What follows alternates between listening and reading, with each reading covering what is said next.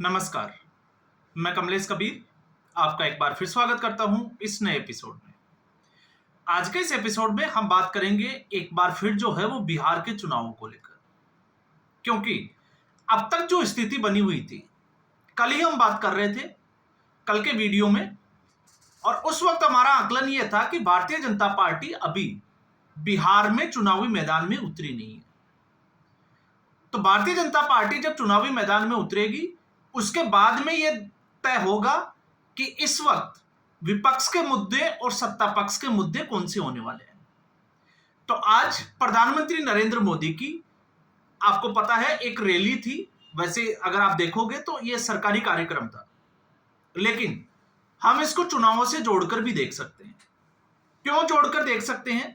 क्योंकि अब जो है वो चुनाव में ज्यादा समय बचा नहीं है, और ऐसी स्थिति में प्रधानमंत्री नरेंद्र मोदी ने जिस तरीके से विपक्ष के ऊपर तीखा और जो हम कह सकते हैं कि एक तगड़ा हमला बोला, तो उससे साफ जाहिर होता है कि अब जो है बिहार में राजनीति के तौर पर अगर हम देखें तो अब जो गर्मजोशी होगी वो अपने चरम पर होगी। क्यों होगी?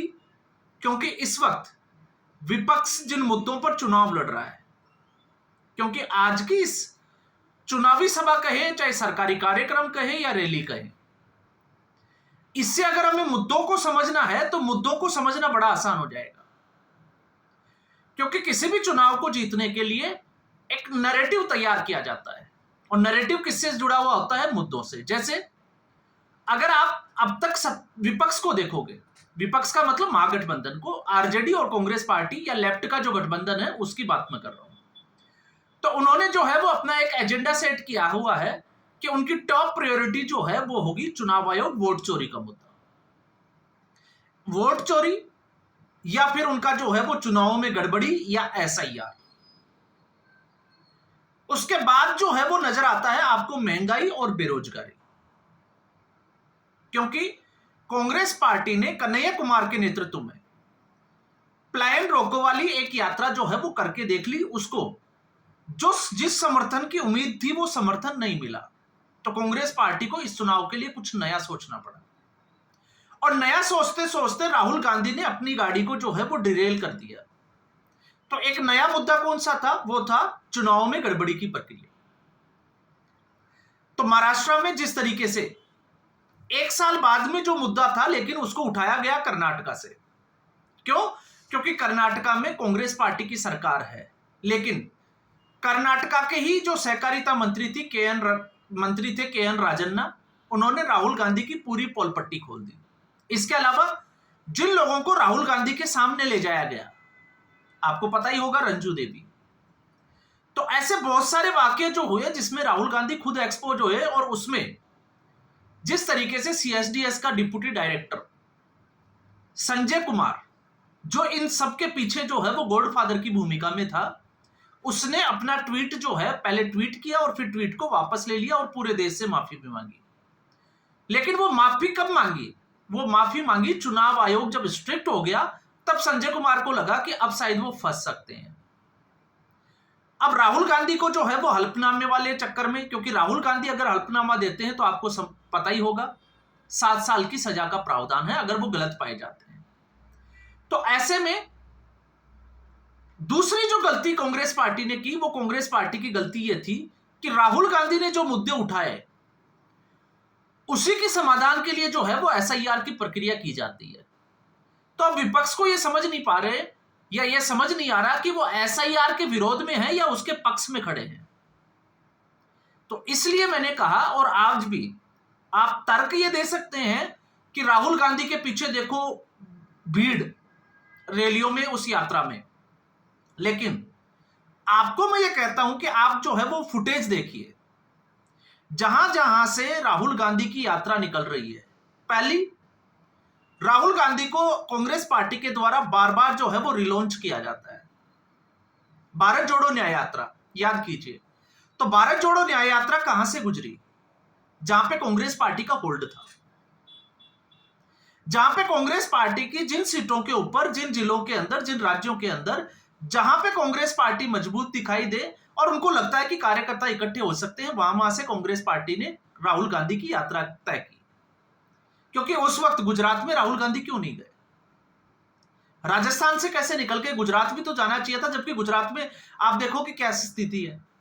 तो राहुल गांधी को पता था, कांग्रेस पार्टी को भी पता है कि गुजरात जाएंगे तो भीड़ इकट्ठी नहीं होगी। और मैं ऐसा इसलिए कह रहा हूं क्योंकि आज आप कल के फुटेज देखिए, परसों के फुटेज देखिए और आप तय करिए कि उसमें कांग्रेस पार्टी के झंडे कितने थे और आरजेडी के कितने थे। आपको सिर्फ आरजेडी के ही झंडे दिखाई देंगे।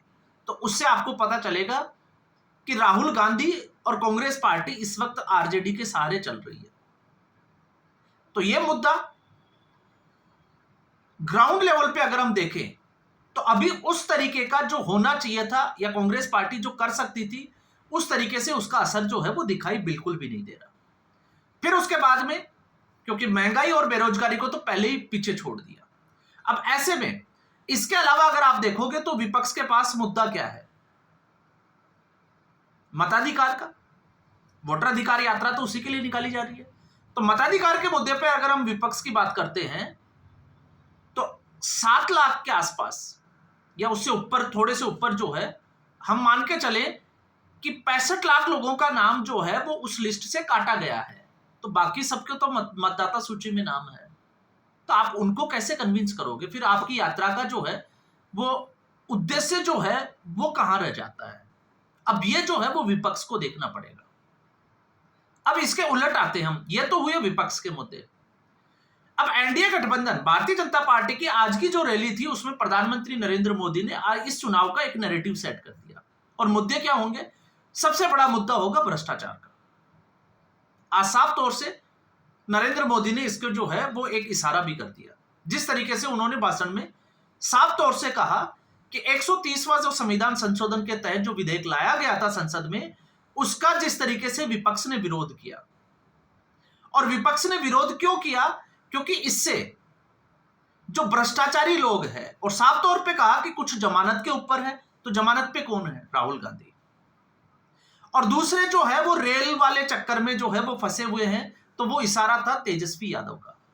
आपको पता ही होगा जब लालू प्रसाद यादव रेल मंत्री थे तब जबलपुर जो जिसको हम कहें कि मध्य रेलवे का, मध्य प्रदेश का जो था, जहां पे ग्रुप डी की भर्ती को लेकर घोटाला हुआ था, लैंड फॉर जॉब्स वाला मामला, उसको उठाने की कोशिश की और साथ में एक मैसेज भी दिया।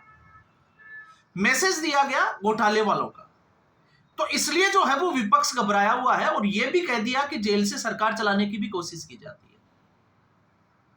तो यहां पर एक इशारा साफ तौर से है कि भ्रष्टाचार जो है वो अब प्रधानमंत्री की फर्स्ट प्रायोरिटी है। इसके अलावा अगर आप देखोगे डेवलपमेंट, विकास का जो मॉडल है वो देश के सामने रखने की कोशिश। आज भी कुछ योजनाओं को जो है, या हम कहें कि कुछ परियोजनाओं की सौगात दी गई बिहार को। इसके अलावा आप देखोगे जंगल राज का मुद्दा जो है वो फिर उठाया जा रहा है। जंगल राज का मुद्दा इसलिए उठाया जा रहा है क्योंकि इससे पहले का जो चुनाव था 2020 का और इस चुनाव में क्या फर्क है? तो कांग्रेस तो जो है वो चुनौती नहीं है, आरजेडी एक चुनौती है क्योंकि सिंगल लार्जेस्ट पार्टी भी है। तो ऐसी स्थिति में आरजेडी ने 2020 में तेजस्वी यादव को आगे किया था, लेकिन तेजस्वी यादव का भी नाम आ गया लैंड फॉर जॉब्स में। तो इस बार जो है वो आरजेडी ने वापस जो है वो लालू यादव को आगे कर दिया और आजकल आपको दिखाई भी दे रहे होंगे। तो इसलिए भारतीय जनता पार्टी, लालू प्रसाद यादव जब मुख्यमंत्री थे और उस वक्त उनके राज में क्या होता था, एक बार फिर जो है वो जनता को याद दिलाने की कोशिश कर रही है। इसके अलावा आप देख सकते हैं राष्ट्रवाद, क्योंकि राष्ट्रवाद जो है वो बीजेपी का हमेशा से मुद्दा रहा है। इसीलिए जब पहलगाम अटैक हुआ था तो पहलगाम अटैक के बाद में प्रधानमंत्री जो है, आपको पता होगा, बिहार गए थे एक रैली को संबोधित करने और उस रैली में जो है वो उन्होंने कहा था कि सबका हिसाब लिया जाएगा। तो अब जब ऑपरेशन सिंदूर हो चुका है तो आज प्रधानमंत्री ने फिर जो है वो बिहार की जनता को याद दिलाया कि मैंने आपसे वादा किया था और हमने जो है वो करके दिखाया है। तो राष्ट्रवाद पे, चाहे वो उरी का सर्जिकल स्ट्राइक हो, आपको बालाकोट एयर स्ट्राइक हो, और अब जो है वो पहलगाम अटैक के बाद में ऑपरेशन सिंदूर, तो ये राष्ट्रवाद जो है वो भारतीय जनता पार्टी के लिए एक बड़ा मुद्दा। इसके अलावा, राष्ट्रवाद के अलावा अगर आप देखोगे तो एक मुद्दे पर और बात की प्रधानमंत्री नरेंद्र मोदी ने, और वो था घुसपैठिया। क्योंकि ये पहली सरकार है जिसने 2 से 2,500 लोगों को डिटेंशन सेंटर में डाला और उनको वापस बांग्लादेश भेजा। तो इस देश के लिए, क्योंकि प्रधानमंत्री नरेंद्र मोदी लाल किले से भी इस बात का जिक्र कर चुके हैं, तो भारतीय जनता पार्टी अब इन मुद्दों के साथ में चुनावी मैदान में है। और इसके अलावा हिंदुत्व का जो है वो टैग, भारतीय जनता पार्टी हिंदुत्व की राजनीति करती है और इसमें अमित शाह ने आपको पता ही है, इससे पहले सीता माता के जो मंदिर थे, मंदिर के लिए जो है वो उसमें शिलान्यास में गए ही थे। तो भारतीय जनता पार्टी तो सत्ता पक्ष और विपक्ष के जो मुद्दे हैं, अब इससे जो है वो चुनाव का नैरेटिव चलेगा और इससे तय होगा कि चुनाव जो है वो किस तरफ जा रहा है। तो इस आकलन के बाद, क्योंकि भारतीय जनता पार्टी ने तो तय कर लिया कि वो इन मुद्दों पर है, लेकिन अब जो है वो विपक्ष की समस्या ये है कि आखिर जो भारतीय जनता पार्टी और एनडीए का जो गठबंधन है, जिन मुद्दों को लेकर चल रहा है, उन मुद्दों की काट जो है वो कांग्रेस पार्टी और आरजेडी के पास क्या है। क्यों? क्योंकि 130वें संविधान में आपने देखा, नेशनल हेराल्ड में राहुल गांधी जमानत पर बाहर है, लैंड फॉर जॉब्स में तेजस्वी यादव है, इसके अलावा लालू प्रसाद यादव, आपको पता ही है ट्रेजरी घोटाला, चारा घोटाले में जो है वो 6 अलग अलग केसों में जो है वो सजा याफ्ता है। तो अगर आप यहां पर देखोगे तो कहां तक बचेंगे। और फिर उसके बाद में, क्योंकि बंगाल में भी चुनाव है, तो आज बंगाल में भी जो है वो प्रधानमंत्री नरेंद्र मोदी गए। अब इसमें आप देखिए, जब मैं बात कर रहा हूं कि विपक्ष की इसके पास काट क्या है, तो जब 130वां संविधान संशोधन, क्योंकि जब होमवर्क की बात आती है तो राहुल गांधी होमवर्क करते ही नहीं है। और क्यों नहीं करते हैं? आप अगर कांग्रेसी है मुझे सुनने वाले, तो आप सोचकर देखिए, जब अमित शाह ने यह संविधान संशोधन विधेयक जो है वो लोकसभा में रखा, तो अमित शाह को लेकर जो है वो एक टिप्पणी की गई और अमित शाह ने उसका जवाब दिया कि उन्होंने नैतिकता के आधार पर जो है वो इस्तीफा दे दिया था। तो होमवर्क में गड़बड़ी क्या हुई? विपक्ष ने जो है वो इस विधेयक के खिलाफ अमित शाह का उदाहरण दिया, जबकि एक दूसरा उदाहरण जो है वो गुजरात का दिया जा सकता था, जिसमें एक मंत्री जो है वो 3 साल तक जेल रहे। लेकिन होमवर्क जब करते हैं तो उसमें जो है वो टाइम लगता है, उसमें मेहनत होती है, और ये मुझे नहीं लगता कि कांग्रेस पार्टी करती होगी। इसलिए अब जो है वो मुद्दों का एक नैरेटिव सेट होना शुरू हो गया और आने वाले समय में अब ये आप तय मानिए कि एनडीए के जो मुद्दे होंगे वो जो मैंने अभी जो बात की थी उसके आसपास चलेंगे और विपक्ष के जो है वो इसी के आसपास घूमेंगे, वोट चोरी के मुद्दे पर। और वोट चोरी पे ऑलरेडी एक्सपोज हो चुके हैं। तो अब आप अंदाजा लगा सकते हैं कि अब जो है आज की स्थिति में चुनाव किस तरफ जो है वो ज्यादा झुका हुआ नजर आ रहा है। कौन सा गठबंधन ज्यादा मजबूत आ रहा है, एनडीए या फिर महागठबंधन। तो आज के एपिसोड में बस इतना ही। उम्मीद करूंगा वीडियो एपिसोड आपको पसंद आया होगा। वीडियो को लाइक करें, शेयर करें, चैनल जरूर सब्सक्राइब करें। धन्यवाद।